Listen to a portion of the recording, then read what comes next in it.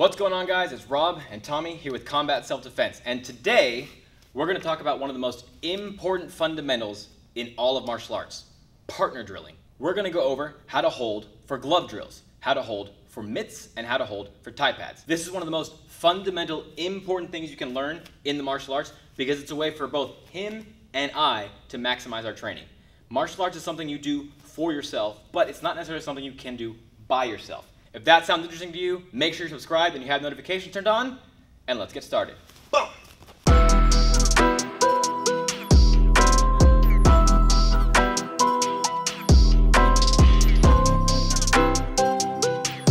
So the first thing we're going to talk about is how to hold for glove drills. What is a glove drill? Who knows? It's when we're both wearing gloves.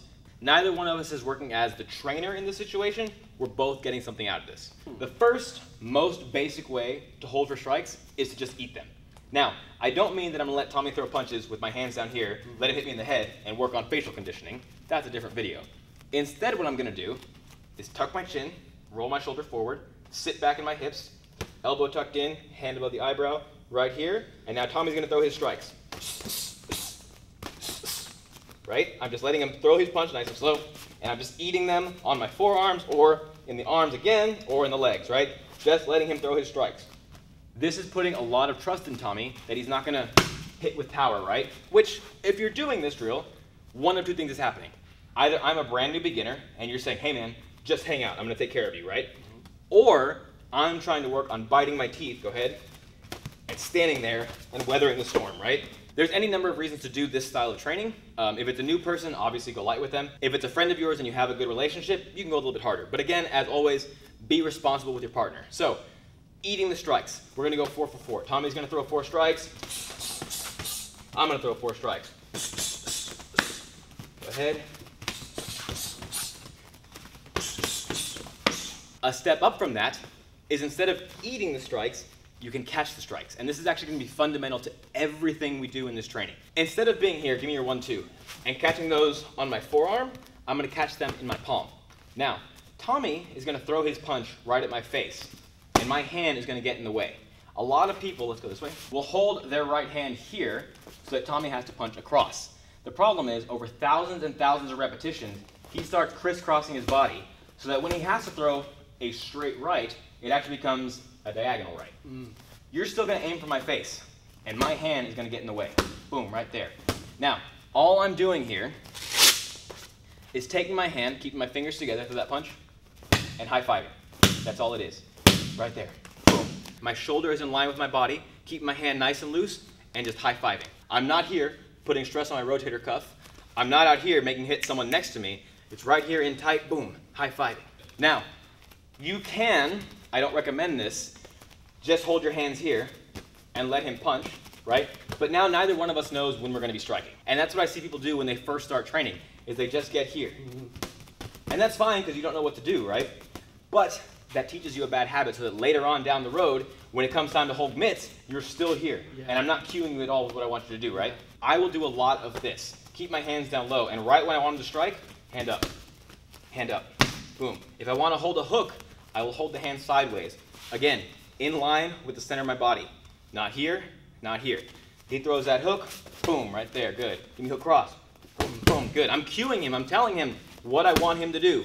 Boom, uppercut, sir, boom, uppercut, boom, overhand, boom. I'm telling him when it's time to throw the strike. I'm not just here letting him wail away, right?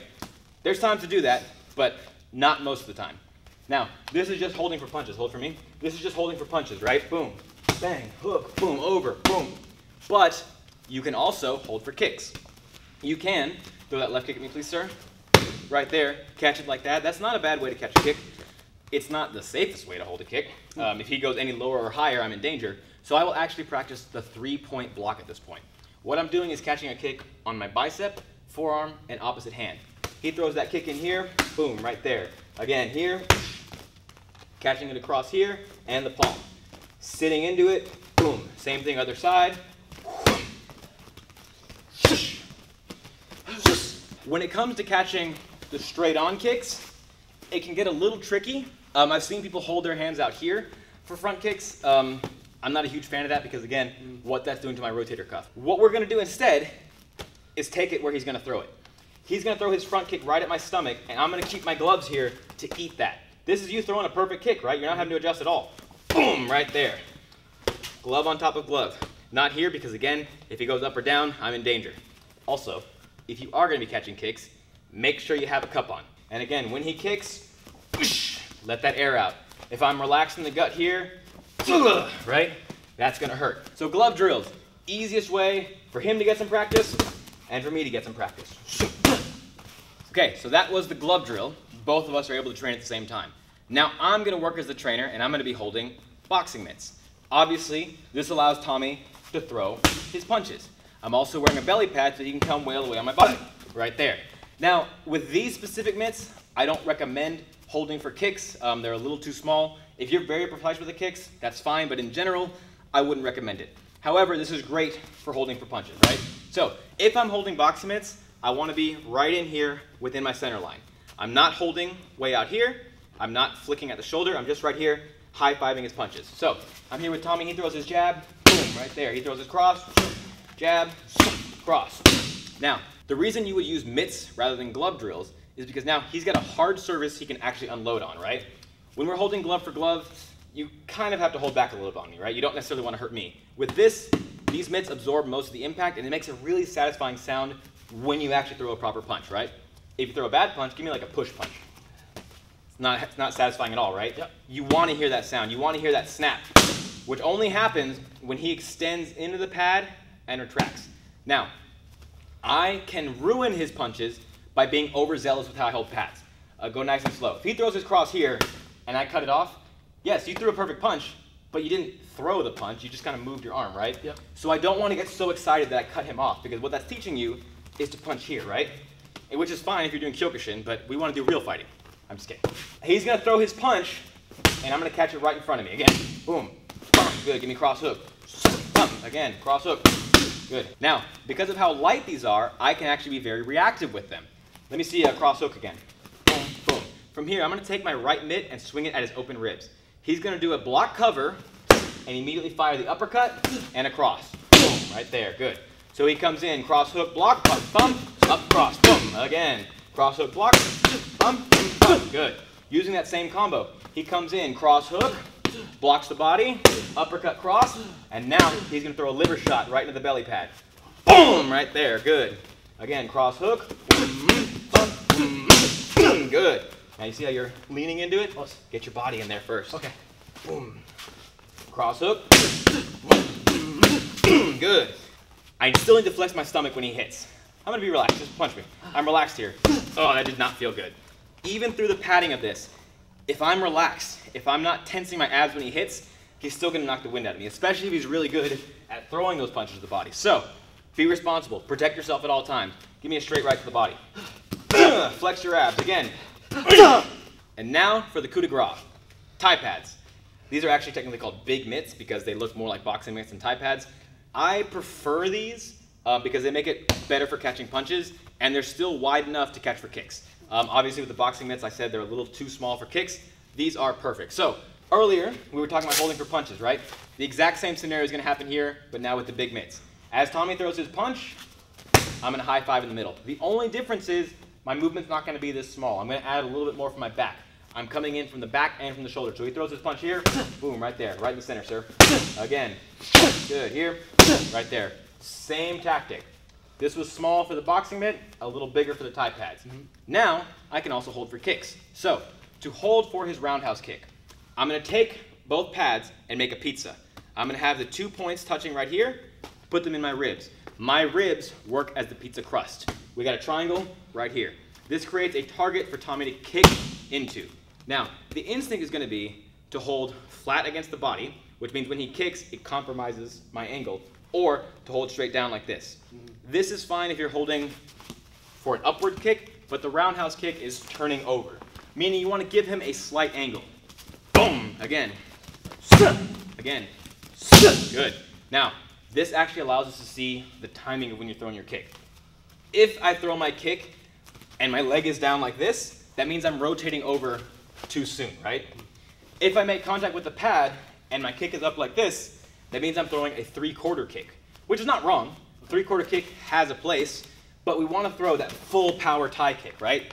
So you let your hip turn you over into the pad. As soon as you make contact with my pad, whip your hip over. Go again. Again. Up and around. So from here, okay, small step out that way. Here? Yep, now. There you go. Yeah, I feel better. Mm-hmm. Again. Good. You can throw this kick as hard as you want into these pads. I'm not going to feel it. But you don't always have to absorb like this. This is the safest way because it gives him a wide surface area and allows me to drop my weight into the strike. But if I wanted to work on precision and balance, I can trust him to hit just the one pad and use this here. Go ahead, sir. Again. Good. Making contact with the lower part of his shin and maintaining the proper distance. Boom, right there. Any closer than this, and yes, you still got a close range kick, but I can also come back after you, right? I can also catch knees from here. Go ahead, right knee. Boom. I can go left knee. Boom. I can do a lot more with the Thai pads or the big mitts than I can with the boxing mitts, but every tool has its place. That being said, you'll notice I'm also still wearing my Shin Guards. We do a lot of low kicks in training here. You can totally catch a low kick here, that's fine, but that puts a lot of pressure on my wrist, and if he goes upwards, that's going right into our elbow. One of us is not walking away from that, right? So I'll keep my Shin Guards on if I don't have thigh pads, and as he throws his low kick, just give him a little check, right? Again, here, boom. Yeah, a little high on that, right? Yeah. So, again, immediate learning with this. Yep. You have to learn to target right there. Go ahead, hit it. Boom, right there, okay? So he comes in again, boom. Giving him the meat of my Shin Guard, boom, right there. Or he goes for the other side, let's go over here. He goes for the other side right here, boom, I can check here. If he goes inside low, boom. So let's come here, let's go 1, 2, 3, outside low, 1, 2, inside low. So 1, 2, 3, bum, bum, bum, outside, boom, 1, 2, inside, boom. One more time, 3, boom, 2, boom. We have a whole host of options. Again, using the big mitts, belly pad, Shin Guards. Tommy's getting all of the work here, but I'm also getting something out of this. Like I said earlier, martial arts is something you do by yourself, but it's very hard to practice it by yourself. It's always better when you have a partner. And part of that means you're not always the one directly training. But I am still training here because, going back to catching punches, if Tommy throws his cross at me, that's a defense, right? Yeah. That's stopping a punch. So I'm still practicing how to defend myself. Throws a jab, boom, right? Throws the low kick, that's a check, right? I'm still working my defense. I'm also learning how to read strikes coming at me, right? Yeah. If I just stand here like this and let him wail on me, no real practice for me here, right? Versus being here, we're not talking. There's no communication happening here. But he goes to throw his punch, boom, right? Again, boom. I'm learning how the body moves because after hours and hours and hours of holding pads, I can see if he's gonna throw this right side, he's gotta turn the body first, right? I look for that small shift of the weight, and then behind it comes the hand. I know to look for that because I see him set that up when I'm holding that pad, right? So even though I'm not directly doing the work here, I'm getting a lot of benefit from learning how to hold pads. One of the things that I say separates an expert martial artist from a beginner martial artist is their ability to help the beginner martial artist.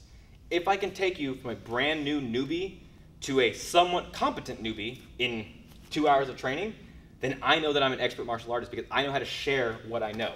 So that is how to hold for glove drills, how to hold boxing mitts, and how to hold Thai pads. There's a whole bunch of other things we can use. Again, we can use hit sticks, we can use paddles, we can use pool noodles. We have all kinds of tools, but learning how to hold for someone else is one of the most important things you can do because again, it's not always about my training, sometimes it's about your training.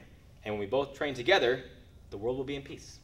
All that being said, if you guys enjoyed this video, if you feel like you learned something, and if you're looking for a channel that combines the practicality of combat sports with the reality of self-defense and the fun of traditional martial arts, then please be sure to subscribe, tap the notification bell, like, share, and leave a comment. This has been Rob and Tommy from Combat Self-Defense. I want to thank you guys for all the hard work. Thank you for the hard work yet to be done, and we'll see you next time. Punch me in the gut!